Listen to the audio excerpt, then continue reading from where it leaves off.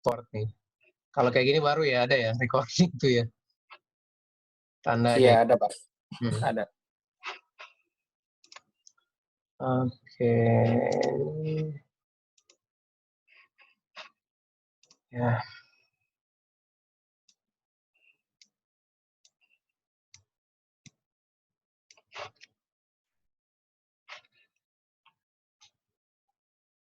Baik, terakhir tadi ini ya. Jadi semua fakta yang sifatnya akan mempengaruhi penanggung tadi dalam hal menentukan premi, dalam hal menentukan risiko akan diterima atau tidak, termasuk TC polis, itu adalah fakta material, harus diungkap. Baik, kita lanjutkan. Duty of disclosure continued ya. Kewajiban dari tertanggung menyampaikan apa? Menyampaikan secara lengkap fakta-fakta material terkait objek pertanggungan. Kalau dari sisi penanggung menyampaikan diskon kalau seandainya si tertanggung melakukan satu metode risk improvement atau dia memiliki catatan riwayat asuransi yang baik di masa lalu. Ya. Juga menyampaikan mengenai produknya dan menyampaikan pula bahwa hanya menerima resiko-resiko yang dia sebagai perusahaan asuransi memiliki izin untuk atau lisensi untuk menerbitkan polis asuransi tersebut. Memastikan bahwa pernyataan yang dibuat adalah pernyataan yang benar ya. Informasi yang disampaikan mau coverage atau hal-hal lainnya terkait produk tersebut merupakan informasi yang benar.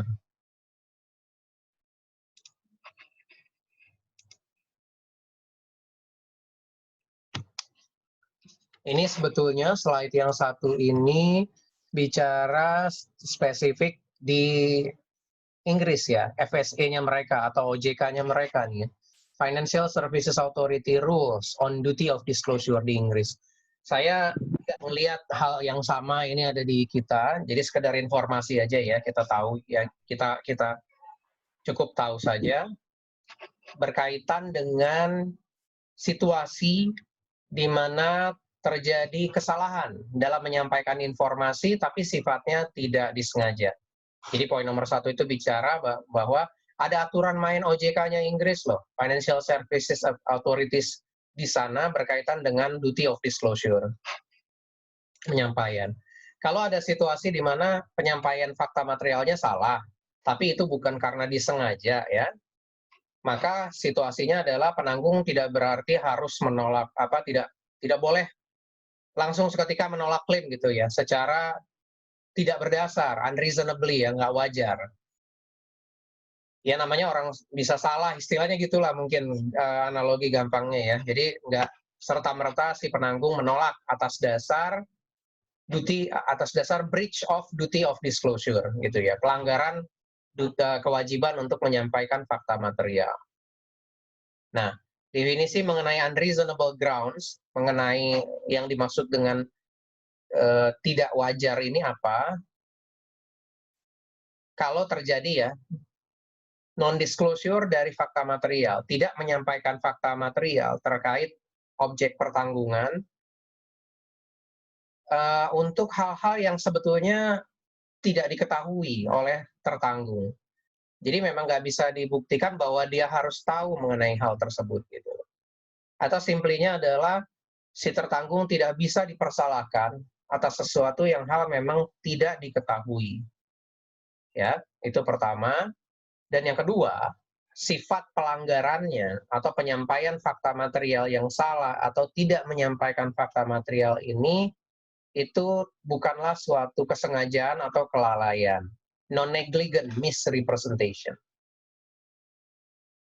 Ya, jadi ini satu aturan main yang dikeluarkan di Inggris supaya gini loh, ada perlindungan buat konsumen. Jangan serta-merta asuransi enak aja nolak klaim karena alasan apa nih?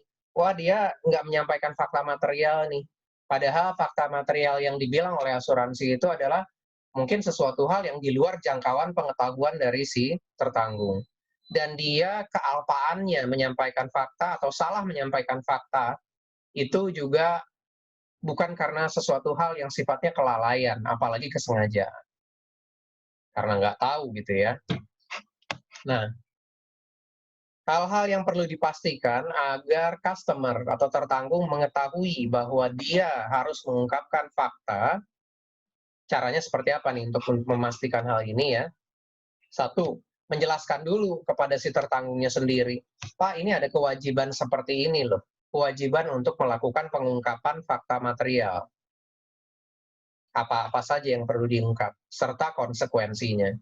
Jadi seakan-akan mau bilang, poin nomor 1 ini simpelnya adalah, terlepas dari memang aturan main itu ada ya, prinsip ini ada, undang-undangnya ada, tapi perusahaan asuransi diharapkan juga menjelaskan kepada tertanggung bahwa kewajiban semacam ini asuransi itu ada. Jadi kayak diingetin gitu ya, ada notice kepada si tertanggungnya. Dan yang kedua, untuk memastikan bahwa memang si tertanggung tahu kewajibannya ini ya, ensuring that the customer is asked clear questions. Harus kita pastikan bahwa pertanyaan-pertanyaan yang kita ajukan kepada tertanggung pada saat meminta informasi itu adalah pertanyaan yang sifatnya jelas, khususnya berkaitan dengan hal-hal yang sifatnya material fact. Kita tahu nanti salah satu aplikasi dari prinsip ini adalah dokumentasinya dalam bentuk SPPA atau surat permintaan penutupan asuransi. Nah, di sana diharapkan tipe-tipe atau jenis pertanyaannya itu adalah sifat pertanyaan yang memang dimengerti oleh tertanggung, bisa dijawab jelas oleh tertanggung. Kalau memang pertanyaannya sendiri nggak jelas, ya bukan salah tertanggung kalau dia salah dalam menyampaikan informasi. Jadi kalau kita mau dokumen kita dihormati, buatlah dokumen asuransi itu sebaik mungkin atau sejelas mungkin. Intinya seperti itu. Baik, kita lanjutkan. Masih bicara duty of disclosure. Kadangkala asuransi melakukan modifikasi di dalam wording polisnya atau di dalam ketentuan di dalam polisnya ya. Kita tahu di awal kewajiban untuk mengungkapkan ini hanya ada di awal pada saat renewal. Tetapi untuk beberapa jenis asuransi tersebut, untuk beberapa jenis asuransi kita lakukan modifikasi. Itu depan digituin, yang pagernya dibuka aja di. Kalau itunya dimatiin dulu, pagar yang depan udah masuk pagar loh. Benny kayaknya ya. Ben. Mute Ben.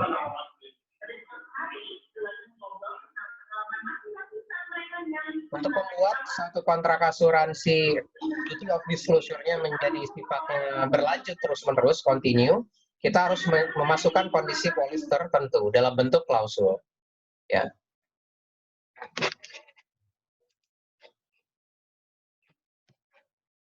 Baik. Bagaimana kewajiban untuk mengungkapkan fakta material pada saat awal ya jelas seperti yang common law di awal di depan ya. Ini kewajibannya hanya ada pada saat negosiasi, pada saat awal sebelum kontraknya terbentuk. Setelahnya tidak perlu untuk menyampaikan fakta material, kecuali kalau ada informasi yang sifatnya mengubah cover dari asuransi atau cover polisnya. Misalnya penambahan sum insured.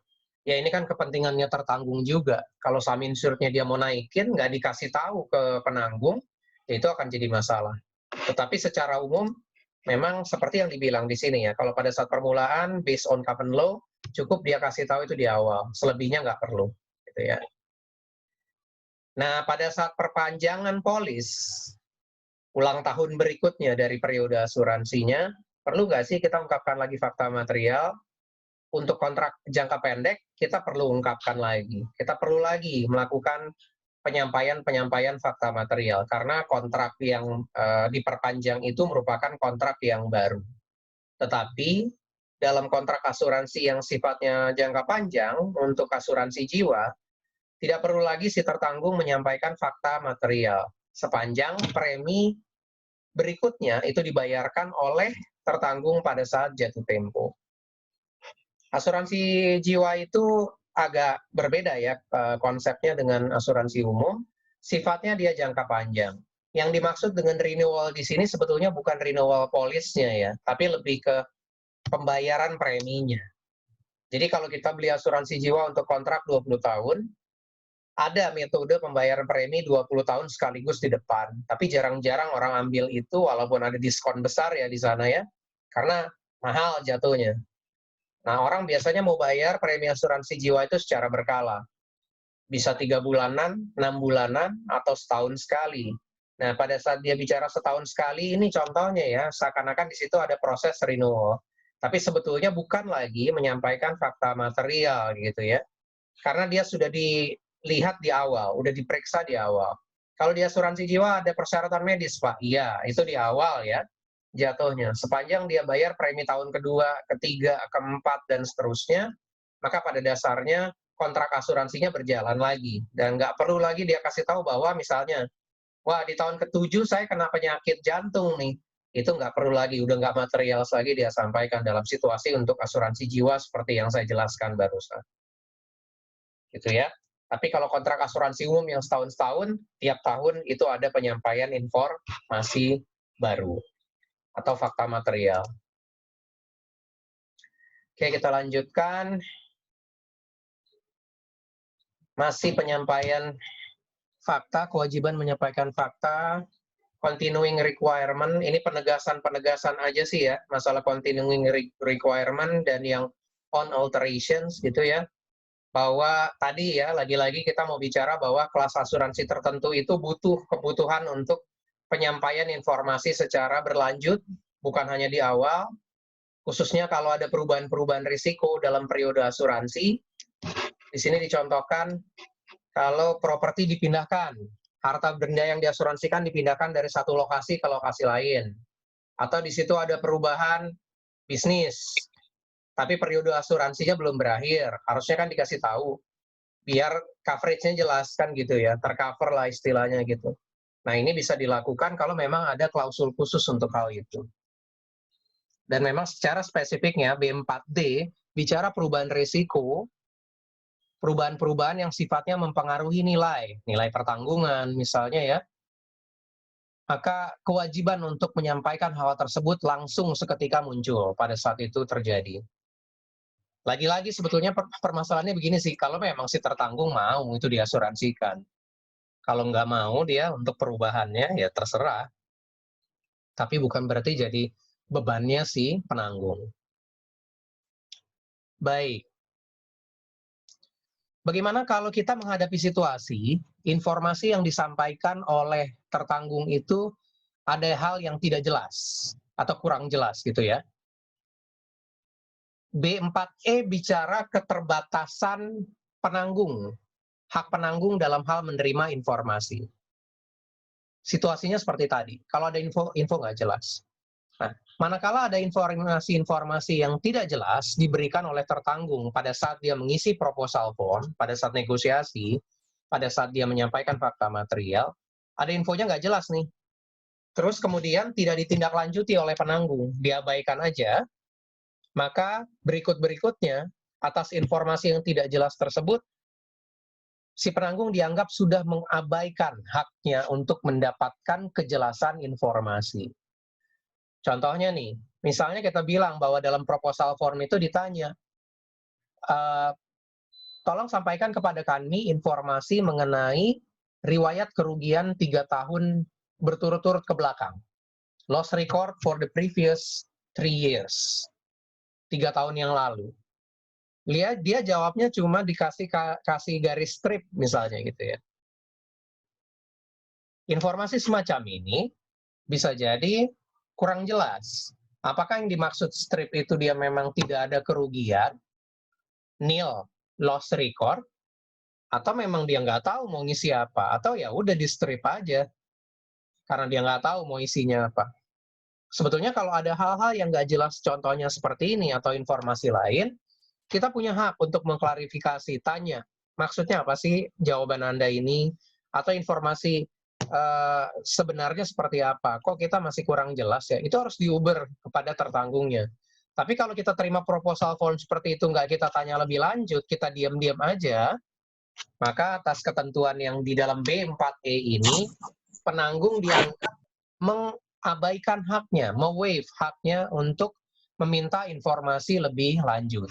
Sehingga konsekuensinya, katakanlah sebagai contoh loss record tadi ya, yang awalnya informasi bersifat material, penting, karena dilakukan situasi seperti ini ya, terjadi situasi seperti B4E ini, maka loss record tidak lagi menjadi informasi yang material.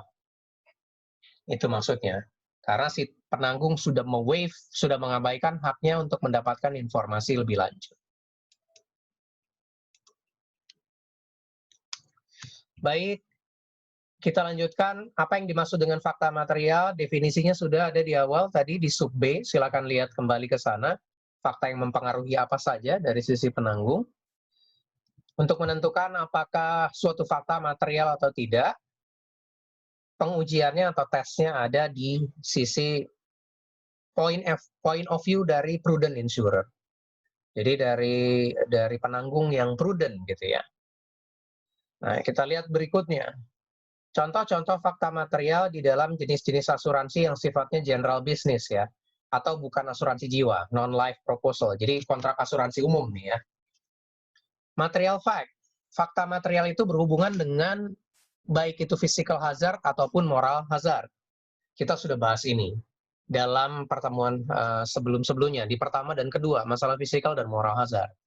Nah, contohnya material fact terkait physical hazard dalam asuransi kebakaran, konstruksi bangunan, penggunaan bangunan, okupasi bangunan maksudnya, keberadaan sistem pemanas dan electrical dari satu bangunan, itu adalah contoh-contoh fakta material. Tadi ya di awal ya, pada saat menjelaskan definisi fakta material, saya sih nggak cenderung kepingin mahasiswa untuk ngafalin hal-hal begini ya. Walaupun ya mungkin untuk belajar awal, kita lihat, ya boleh juga kali ya Pak ya kita hafalin nih, kita lihat nih ada apa contoh-contohnya. Iya, tetapi alangkah lebih baiknya kalau esensinya kalian dapat gitu ya. Misalnya nih, kita ambil satu sampel ya, konstruksi bangunan ya, di dalam asuransi kebakaran. Coba kalian bayangkan apakah informasi mengenai konstruksi bangunan atau kelas konstruksinya di dalam asuransi kebakaran itu termasuk fakta material atau tidak.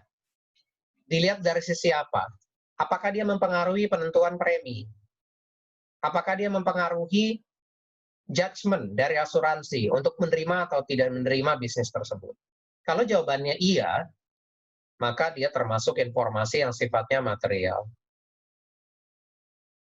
Mungkin kalian sudah ada yang tahu, udah pernah dengar, atau mungkin juga belum, kita samakan gitu ya. Dalam praktek asuransi kebakaran di Indonesia, rating atau suku premi ditentukan oleh OJK, betul. Otoritas Jasa Keuangan. Tapi parameternya ada dua. Yang satu adalah penggunaan bangunan, nature of use atau okupasi, nama kitanya gitu ya, okupasi bangunannya. Ini bangunan digunakan buat apa? Rumah tinggal. Bangunan digunakan buat apa? Buat bengkel. Itu namanya okupasi. Gitu ya. Ditentukan dari itu, dan sekaligus juga ditentukan dari kelas konstruksinya. Kelas konstruksi kelas 1, kelas 2, kelas 3. Esensinya, kelas konstruksi kelas 1 itu adalah resiko yang punya rate premi paling rendah dibandingkan kelas 2, dibandingkan kelas 3.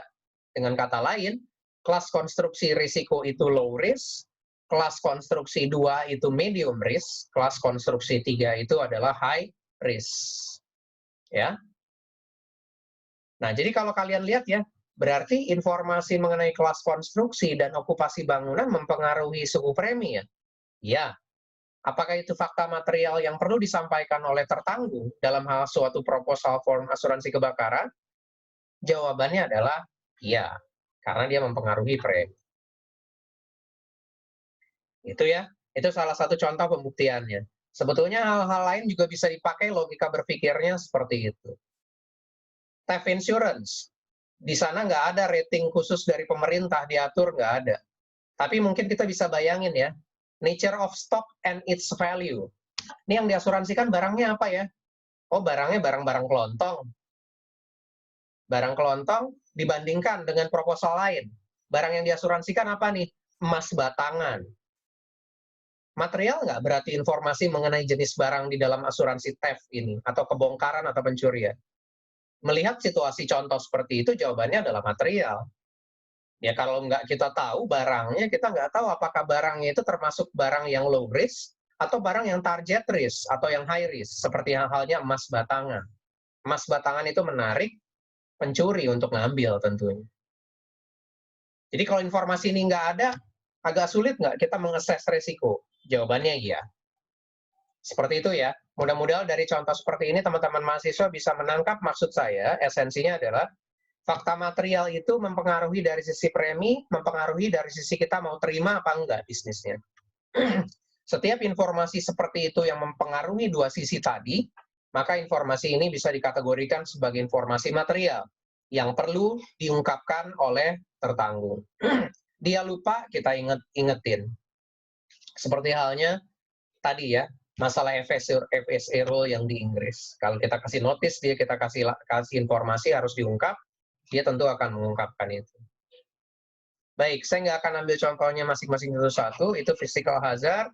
Moral hazard juga seperti itu ya, moral hazard juga adalah informasi yang sifatnya material. Insurance history dan personal history. Insurance history ini adalah riwayat berasuransi. Termasuk di dalamnya adalah riwayat kerugian atau catatan kerugian. Riwayat asuransi ini bukan berarti melulu bicara riwayat kerugian. Jadi pernah nggak diasuransikan di tempat lain? Belum pernah. Pernah nggak diasuransi di tempat lain? Pernah. Di asuransi mana? Asuransi ABC. Dulu di situ gimana terms and conditions-nya? Seperti itu pertanyaan-pertanyaannya yang related to insurance history. Kalau personal history ini adalah personal record dari si calon tertanggung. Apakah dia misalnya ada catatan pelanggaran hukum selama ini sebagai contohnya. Kalau dalam asuransi kendaraan itu perlu diungkap, convictions jatuhnya gitu ya. Si penanggung akan lihat dia pernah ditilang atau tidak. Sebagai contohnya itu. Baik, kalau itu fakta material. Kalau fakta yang berikutnya di sub D ini kita bicara fakta-fakta yang tidak material, sehingga tidak perlu diungkapkan oleh tertanggung. Pertama adalah fakta yang berkaitan dengan hukum. Semua orang termasuk perusahaan asuransi dianggap mengetahui hukum pada saat undang-undang atau suatu peraturan diluncurkan oleh pemerintah. Mau itu udah dibaca atau belum oleh anggota masyarakat. Semua orang dianggap memahami atau mengetahui hukum tersebut. Itu satu, jadi nggak perlu dikasih tahu oleh si tertanggungnya. Ya. Yang kedua, fakta yang berkaitan dengan pengetahuan umum, public knowledge. Misalnya kita bicara di satu tempat, di sana terjadi perang. Semua orang tahu ya, di negara itu sedang terjadi perang. Maka ini adalah fakta yang sifatnya public knowledge. Nggak perlu juga disampaikan oleh si tertanggung, misalnya dalam hal marine cargo, tujuannya dari Jakarta ke Inggris misalnya gitu ya, itu akan melewati daerah yang perang, nggak perlu dikasih tahu seperti itu. Karena fakta itu sudah menjadi public knowledge atau common knowledge. Yang ketiga, fakta-fakta yang mengurangi tingkat resiko. Karena di sini sebaliknya ya, si penanggung harus menyampaikan insentif, dia yang harus proaktif untuk mencari kira-kira fakta-fakta risk improvement apa yang ada. Begitu ketemu, bahkan dia harus entitled kepada tertanggung bilang bahwa Bapak berhak untuk mendapatkan diskon premi. Jadi bebannya bukan di si tertanggung. Saya punya ini, punya alat pemadam ini gitu ya. Kalau dia tanya, dia jawab. Tapi kalau nggak ditanya, voluntarily gitu loh, harus secara sukarela, itu tidak menjadi kewajibannya tertanggung. Fakta-fakta yang mengurangi tingkat risiko. Ditanya dia boleh jawab gitu ya, dan jawab karena sebaiknya itu akan dia mendapatkan kan diskon premi. Tetapi kalau secara kewajiban harus disampaikan betul-betul itu menjadi beban dia, tidak. Ini fakta nomor 3 ya, mengurangi tingkat risiko. Yang keempat, fakta-fakta yang sudah diabaikan oleh penanggung untuk diklarifikasi lebih lanjut. Nomor 4 ini adalah persis untuk subbahasan yang B4E, limitation of an insurer right to the information. Ya. Jadi maksudnya poin nomor 4 itu penjelasan saya yang tadi. Berikutnya, fakta-fakta yang ditemukan pada saat survei tidak perlu diungkapkan ulang oleh si tertanggung. Berikutnya lagi, fakta yang tidak diketahui oleh tertanggung itu tidak material. Seseorang tidak bisa disalahkan atas ketidaktahuannya, tapi tentunya aturan main FSE perlu dilihat. Sepanjang hal ini ya, ketidaktahuan ini dalam kapasitas pribadi. Tetapi kalau bicara hal-hal tertentu, misalnya ya, informasi mengenai praktek dagang di satu industri tertentu yang diasuransikan, itu dia bilang nggak tahu, nggak bisa dijadikan alasan. Sifatnya masih tetap material. Berikutnya, fakta tidak material adalah fakta-fakta yang tercantum di dalam kondisi polis, such as activities related to the exclusion. Misalnya dalam polis asuransi kecelakaan diri ada pengecualian untuk olahraga berbahaya, seperti panjat tebing, para layang, gitu ya. Kita tahu nih, di polisnya ada pengecualian itu. Dan kebetulan polis standar itu pula yang dijual kepada tertanggung. Tertanggung kita punya hobi panjat gunung gitu ya, naik gunung gitu ya. Apakah dia perlu mengungkapkan? Nggak perlu, karena sebetulnya itu udah diatur di dalam exclusion policy. Ya, kecuali kalau dia mintakan coverage khusus untuk itu, boleh diungkapkan. Pak, saya kan ini olahraganya berbahaya, itu exclusion-nya di-delete aja deh. Itu ceritanya lain. Tapi kalau cuma bicara standar-standar aja, dia nggak perlu ungkapkan itu, karena memang udah diatur di dalam pengecualian. Yang terakhir dari fakta yang tidak perlu diungkapkan atau fakta yang tidak material adalah perbuatan melanggar hukum di masa lalu dari tertanggung yang sifatnya sudah kadaluarsa. Pada dasarnya dalam undang-undang ada aturan main mengenai kesalahan seseorang ini. Dianggap masih berlaku sampai berapa lama. Lewat dari jangka waktu tertentu, seakan-akan kita bisa bilang analoginya adalah dosanya sudah diampuni, kan gitu. Jadi perbuatan melanggar hukum di masa lalu yang sudah kadaluarsa atau spend. Itu menjadi fakta yang sifatnya tidak material. Dalam asuransi kendaraan bermotor di Inggris, kalau dia ditilang, perlu dia disampaikan. Tapi kalau tilangnya itu kira-kira 10 tahun yang lalu, mungkin nggak perlu lagi dia sampaikan kepada perusahaan asuransi. Baik, kita lanjutkan. Apa konsekuensi dari non-disclosure? Ini tiba-tiba langsung main ke subnya non-disclosure dan berikutnya misrepresentation. Saya mau sampaikan dulu, pelanggaran dari utmost good faith atau duty to disclose ini adalah ada dua jenis. Yang satu non-disclosure, yang satu misrepresentations. Kalau non-disclosure tidak menyampaikan fakta. Kalau misrepresentations menyampaikan fakta tapi salah penyampaiannya. Itu dulu ya yang teman-teman harus bisa pahami ya. Kalau non-disclosure, dia nggak sampai ini Pak faktanya betul-betul. Tapi kalau misrepresentation disampaikan, tapi informasinya salah. Kita bicara yang non-disclosure, konsekuensi dari tidak menyampaikan fakta material. Konsekuensinya, polis batal dari sejak awal. Penanggung dapat menahan premi, nggak harus dibalikin. Dan dia bisa menuntut kerugian jika timbul ya akibat pelanggaran hal ini. Terutama jika sifatnya non-disclosure itu bersifat kesengajaan atau fraudulent. Atau bisa juga si penanggung memilih mengabaikan pelanggaran tersebut kalau dirasa memang dia bisa menerima hal tersebut ya. Jadi dampak yang timbul dari non-disclosure atas suatu fakta material, polis bisa batal sejak awal, penanggung bisa menahan premi dan menuntut kerugian yang timbul akibat perbuatan tertanggung tersebut, atau dia si penanggung mengabaikan pelanggaran tersebut.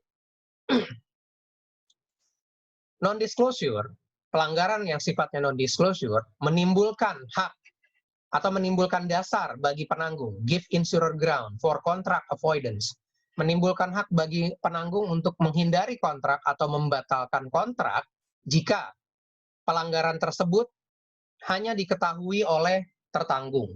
Itu poin nomor 1. Yang kedua, tidak diketahui oleh penanggung. Dan yang ketiga, jika dipertimbangkan atau dihitung-hitung ya, seandainya fakta tersebut disampaikan kepada penanggung sebagai second party, mungkin ini akan mempengaruhi dia dalam hal menerima polis asuransi tersebut atau cover tersebut. Atau dia mungkin akan menerapkan syarat-syarat yang berbeda. Misalnya begini, seandainya loss ratio itu diungkapkan secara proper, bisa jadi si penanggungnya nggak mau ambil penutupan itu. Karena dia ngerasa bahwa, waduh, frekuensi kerugiannya tinggi. Tapi karena diumpetin oleh si tertanggungnya, nggak diungkapkan fakta ini, kan seakan-akan resikonya bagus gitu loh. Ketahuan di belakang pada saat terjadi klaim, wah Bapak ternyata nih pernah mengalami kerugian nih di masa lalu nih. 10 kali kerugian di tempat lain. Kita taunya dari reasuradur gitu ya. Anda bilang di dalam proposal form nggak pernah mengalami kerugian atau dikosongin jawabannya kan gitu. Seandainya kita tahu, mungkin kita nggak mau ambil nih penutupan Bapak. Kita anggap Bapak melakukan non-disclosure. Seperti itu contohnya. Maksud penjelasan dari poin ini ya. Poin kedua dan 3 butir di dalam. Kita masuk ke bentuk kesalahan kedua, misrepresentation, salah menyampaikan fakta. Dia bicara-bicara, sampaikan fakta, tapi yang dia sampaikan salah. Misalnya, lokasi resiko di Jalan Melati nomor 96. Salah tulis, harusnya 69. Material nggak? Material. 96 itu mungkin di lokasi yang resiko rendah. Kalau yang 69, resiko tinggi. Ya seharusnya dia jangan sampai salah seperti ini. Tetapi ada aturan mainnya juga ya. Kalau salah penyampaian informasi ini sifatnya inosen, tidak disengaja, maka tidak berarti nih si penanggung berhak untuk menolak klaim secara tidak berdasar atau unreasonable grounds to avoid the claim. Dia tetap harus proses klaimnya karena kesalahannya katakanlah bukan sesuatu kesalahan yang sifatnya disengaja. Tapi kalau bisa dibuktikan bahwa penyampaian fakta material yang salah itu sifatnya disengaja, fraudulent, memang dibikin informasinya salah, terkait dengan fakta material, maka polis itu bisa dibatalkan dari sejak awal. Policy void ab initio. Karena polisnya nggak ada, batal dari awal, maka automatically liability kita juga tidak ada. Jika ada klaim, asuransi boleh menolak klaim tersebut untuk misrepresentation yang sifatnya fraudulent.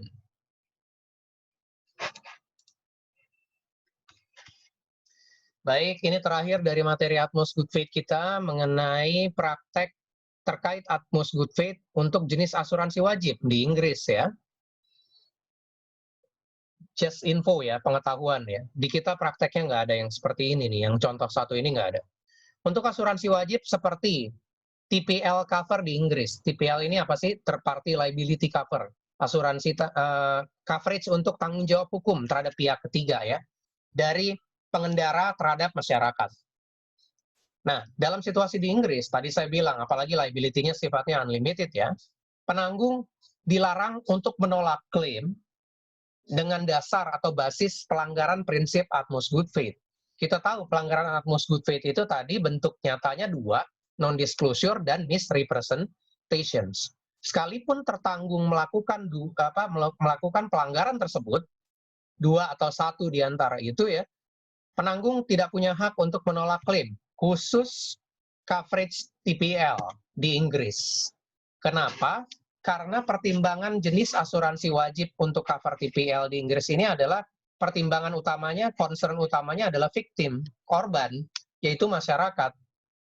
Yang artinya apa sebenarnya? Poin 4. Klaimnya diproses dulu, dipenuhi dulu, dibayar dulu. Karena toh kan yang menerima manfaat itu masyarakat gitu loh. Korban tabrak larinya misalnya. Dia yang jadi korbannya. Kalau kesalahan si tertanggungnya dalam hal ternyata ada informasi yang nggak diungkapkan sama dia ya.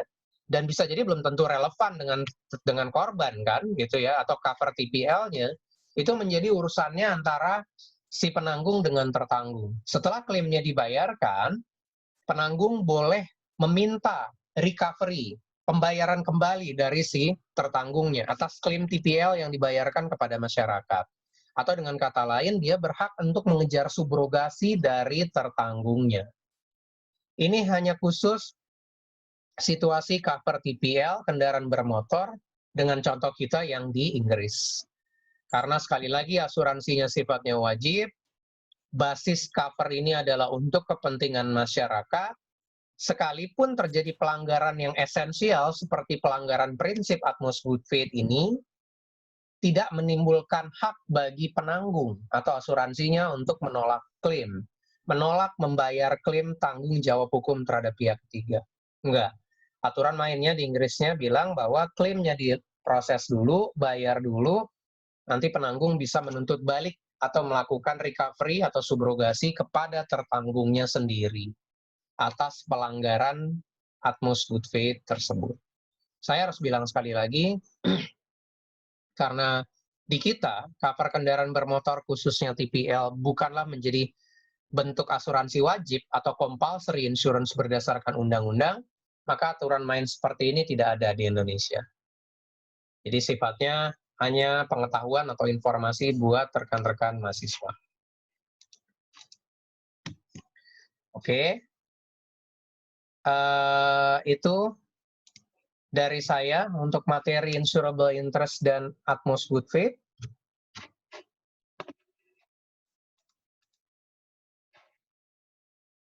Mahasiswa tolong capture ya, ini partisipannya. Ada 20 ya, saya lihat ya, berarti masuk semua ya. Betul nggak? Ya, Pak, udah, Pak. Betul ya.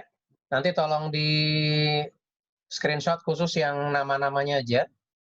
Kasih ke saya ya, kasih ke saya by WA. Oke. Itu. Untuk pertemuan hari ini cukup sampai di sini. Kalau memang ada pertanyaan, kalau memang ada yang mau ditanyakan, silakan kontak saya by WA ya.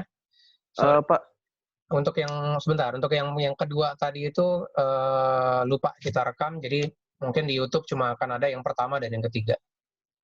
Ya, silakan. Kenapa, Adrian? tadi kan, bukan tadi, sorry. Kita kan kurang 2 pertemuan, Pak. Jadi kan setelah minggu depan kan kita, ya kan abis pertemuan ini nih, kita masih kurang 3 pertemuan. Terus minggu depan kita 1 pertemuan lagi, berarti kurang 2 pertemuan. Karena kan minggu depannya lagi udah UTS. Itu untuk kelas tambahannya bisa diadain nggak, Pak? Oke. Nanti saya koordinasi dulu sama sekretariat ya. Saya dapat informasi ini pertama kali dari mahasiswa nih berarti. Karena memang kan kita telat mulainya karena ini aja ya. Belum clear masalah aturan main perkuliahan online-nya seperti apa. Prinsipnya sih saya rasa bisa, tinggal kita cari waktunya aja nanti kan ya, gitu ya. Tapi saya ngobrolin dulu sama sekretariat, insya Allah bisa. Oke, siap, Pak. Oke ya, saya tunggu nanti informasi mengenai absennya by WA. Begitu dulu ya, teman-teman ya. Terima kasih atas perhatiannya. Assalamualaikum warahmatullahi wabarakatuh. Waalaikumsalam, terima kasih Pak. Waalaikumsalam.